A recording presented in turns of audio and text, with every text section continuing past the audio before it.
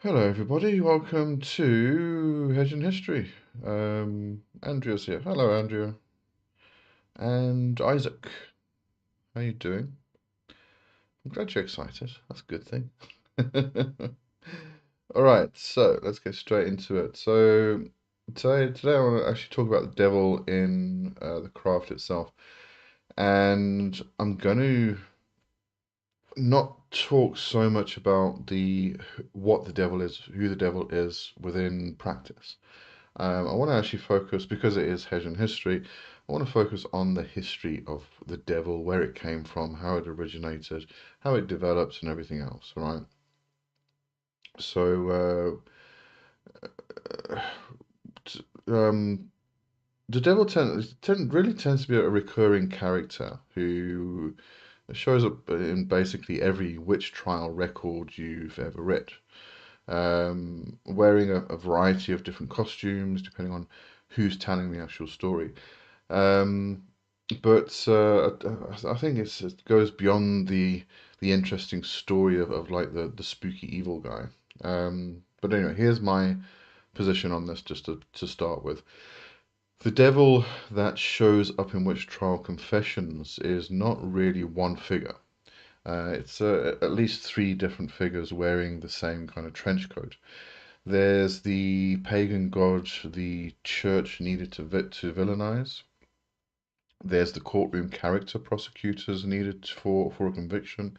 And then there's the folkloric, almost theatrical figure that terrified, coerced, deprived people, described when someone with power demanded they describe something, right? But three very different devils, one name. But let's take a look at one at a time anyway. So, starting before the witch trials even existed, back when Europe was still being Christianized, region by region, over centuries, when missionaries and church authorities moved into a place with its own gods already in residence, they had a choice. You can't just tell people their God never existed.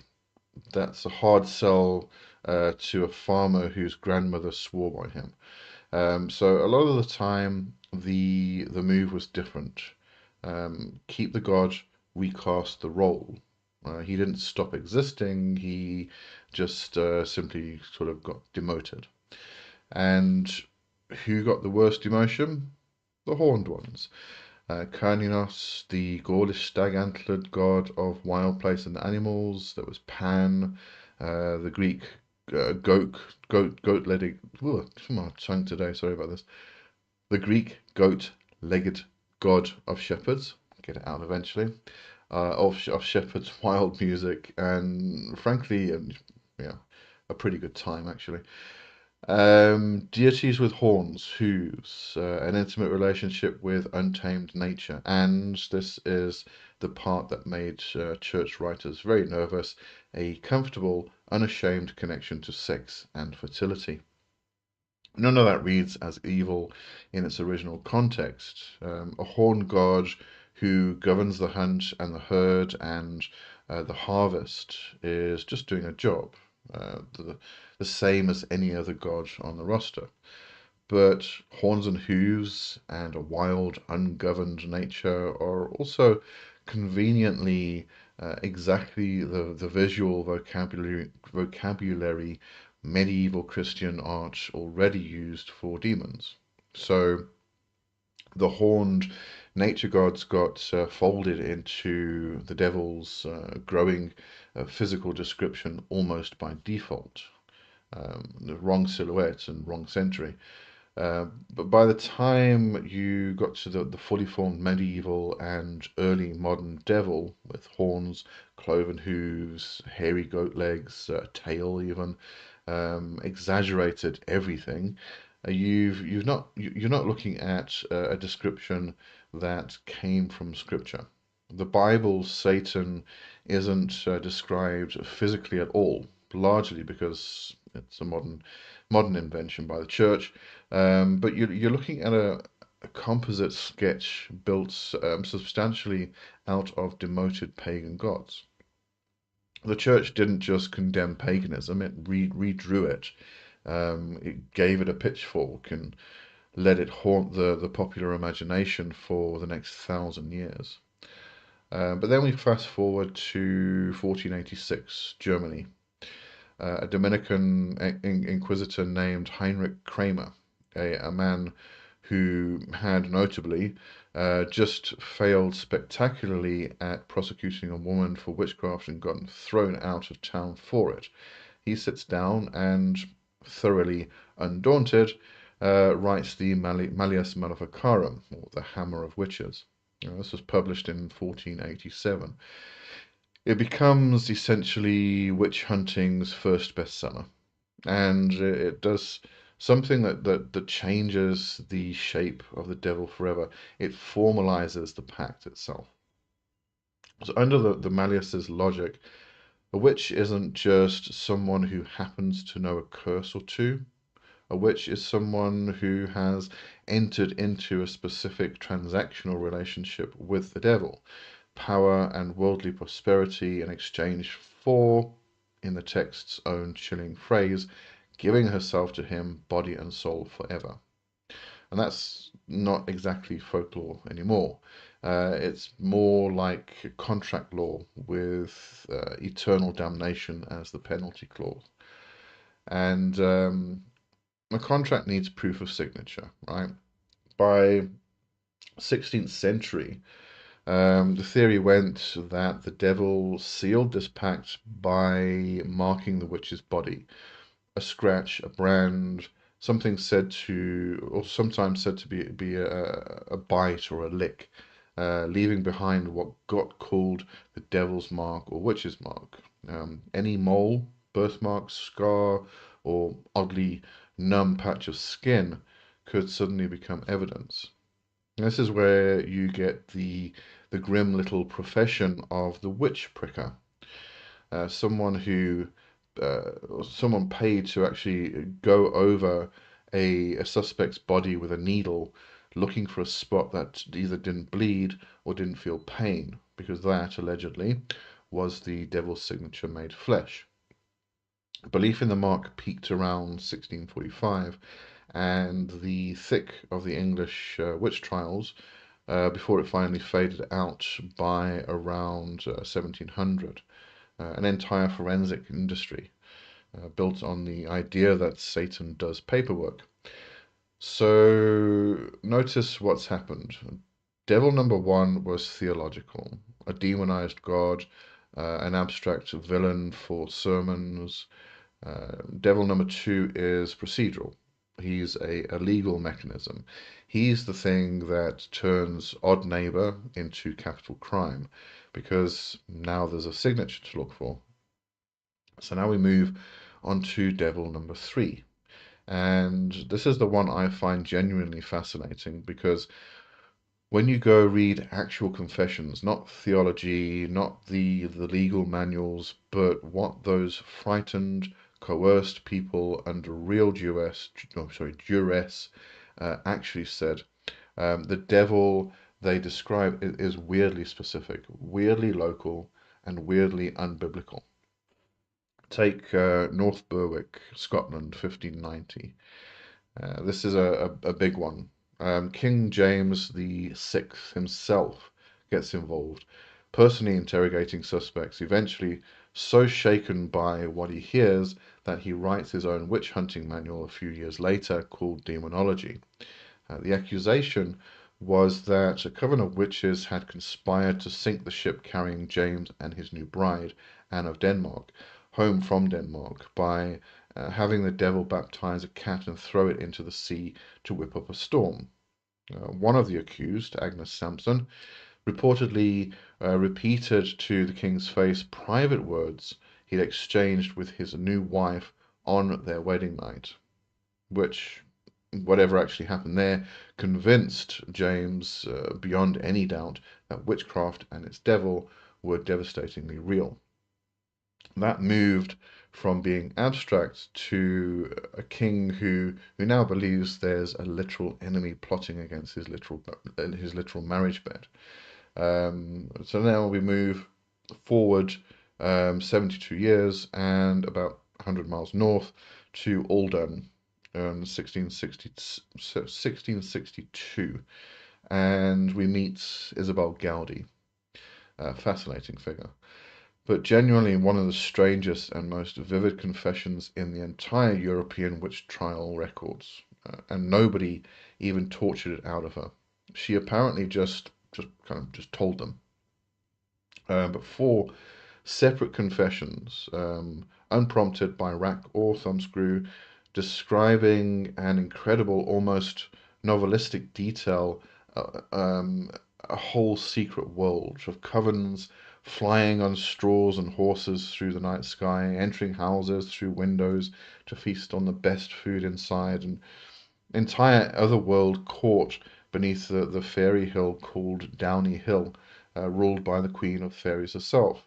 And in the middle of all that, her devil, what she calls in her own Scots a meikle blak roch man, or a big black rough man, ice cold to the touch, with cloven feet. He sometimes covered up with shoes, so you wouldn't necessarily notice. She describes renouncing her baptism to him at the kirk at Auldearn at night and being marked on the shoulder. But here's what gets me about Gowdie's devil. He doesn't sound like Milton's Satan or a Malleus Maleficarum legal abstraction. He sounds like a folklore character. He shows up at a specific building, at a specific time of night, does a specific ritual gesture, and then coexists in the very same testimony with fairy queens and shapeshifting into jackdaws and hares. Whatever Isobel Gowdie was actually describing, and historians still argue about this genuinely, whether it's garbled folk memory, invented performance, a woman with a strange gift for narrative, or a coerced fantasy of the power she otherwise had none of in her actual life, it is not straightforwardly, I worship Satan. It's much closer to the shape of the old stories. A dark man at the crossroads, a figure you meet at the edge of the ordinary world, the same threshold territory the Pellers claimed to reach through, just approached from another or other another direction. Hello, Psycat. Thanks for joining. Um, so let me just grab some brew, some coffee.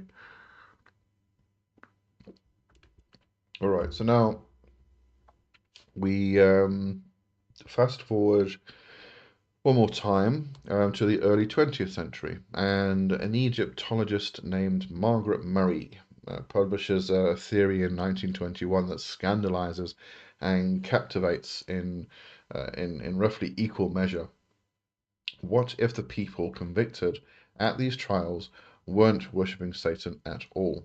What if they were the last practitioners of an old pre-Christian religion, genuinely worshipping a horn god, and the devil of the court records was simply the church's hostile label for someone else's god, same as Cernunnos, same as Pan? Murray's witch cult hypothesis has been thoroughly picked apart by historians since.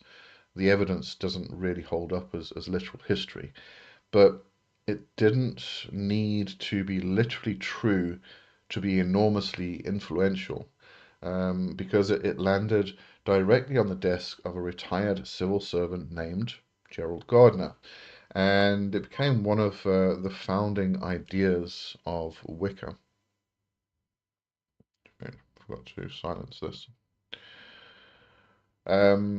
So Gardner's horn god, and later Robert Cochrane's, even though Cochrane spent a good chunk of his career very loudly disagreeing with Gardner about basically everything else, is explicitly, deliberately not Satan.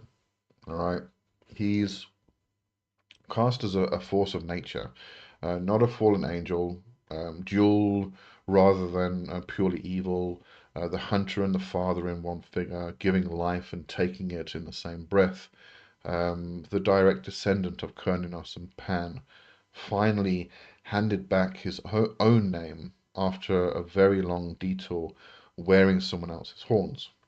So that's your devil in the craft. Across about 1,000 years, a pagan god forcibly demoted into a villain, a legal figure that turns suspicion into evidence, a folkloric figure that frightened people described in the strange, specific language of their own local stories, and finally, in the last century, a god quietly getting his horns back under his original name.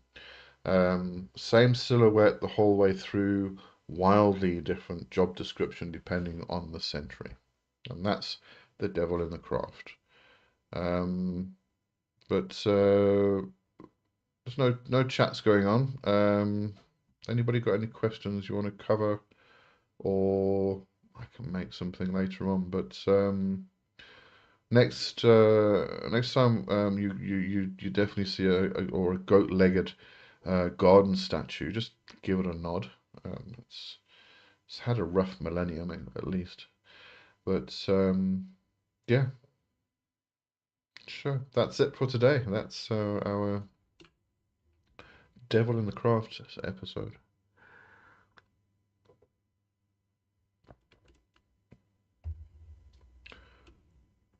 All right, very quiet in the chat. All right, I'm going to say cheerio then. I'm trying to remember what was next week. Let me just see if I can call it up quickly. Uh, this program might take a while. Oh, here we go.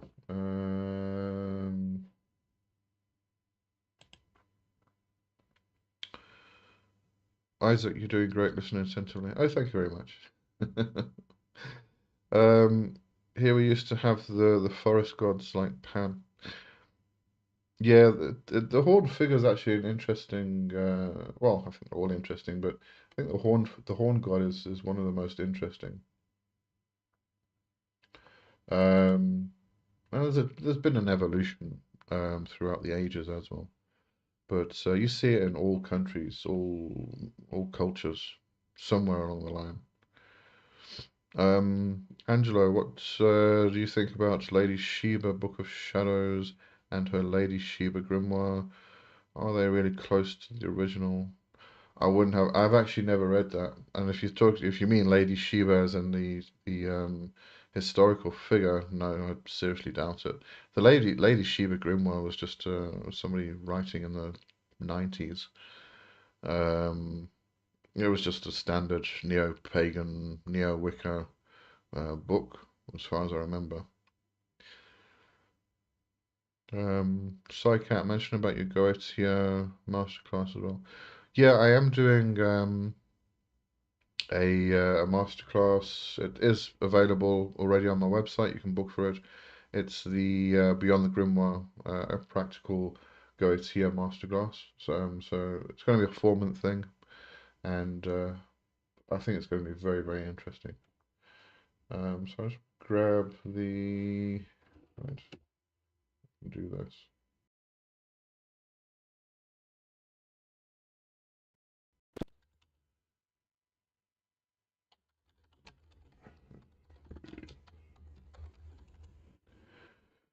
And Angelo said the original Gardner Book of Shadows.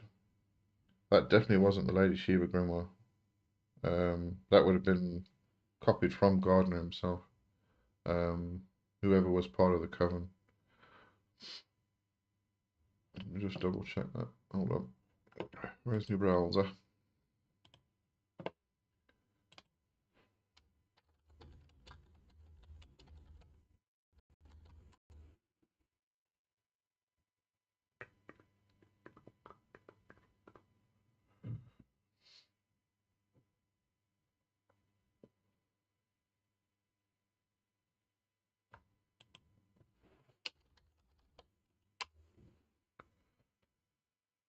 Market it. I did market it. I told everybody. Um,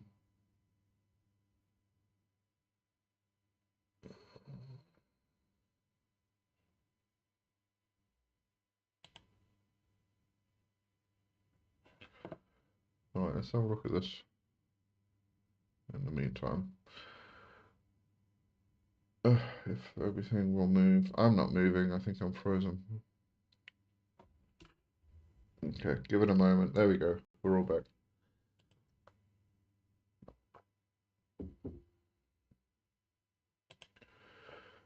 Um,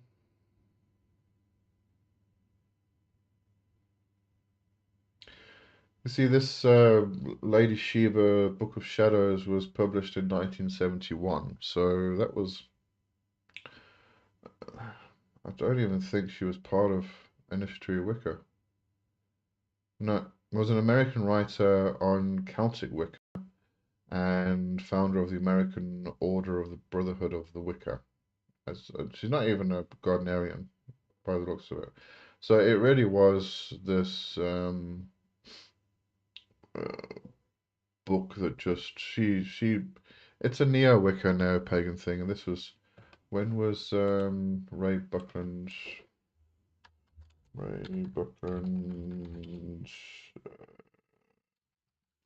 when was it published?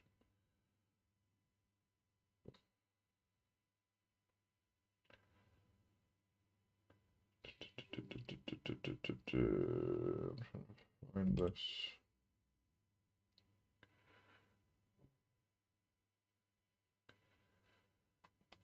No, looking for the bloody thing. Wait.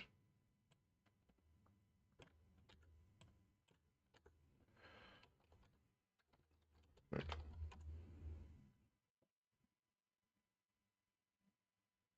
Yeah, it was 1986. Okay, so it was afterwards. Because yeah, once you start talking about Celtic Wicca and stuff like that, then it's definitely not initiatory Wicca anymore. Usually. But anyway, yeah. So the whole thing was she put it all together and published it. And she just published her handwritten grimoire, her own personal one. But as far as I know, it's not anything to do with the original Initiatory Gardner Book of Shadows. You found a lot of this back then, by the way. Anyway. Psycat said we need to find a marketing spirit for it. Yeah, I think I need to create an egregore for that one. But if anybody is interested, the Goetia Masterclass is available. You can book it. We're starting classes 20th of September, so there's a bit of time to get everything together. But yeah. All right, and Alexis, hello Alexis, said my mother used to paint for many years, therefore I am proud of your painting. Oh, thank you very much. Yeah, busy with a new one. It's going to be Baphomet. It's going to be called Between Poses. It's where Baphomet's kind of like sitting in a natural pose, waiting for the artist to put him into his next pose, kind of thing. Because he's always just sitting in the same thing, same damn position. All right. Anyway, that brings us to the end of tonight, and hopefully see everybody on Sunday. Have a good one until then, and stay safe. And cheerio. Bye bye.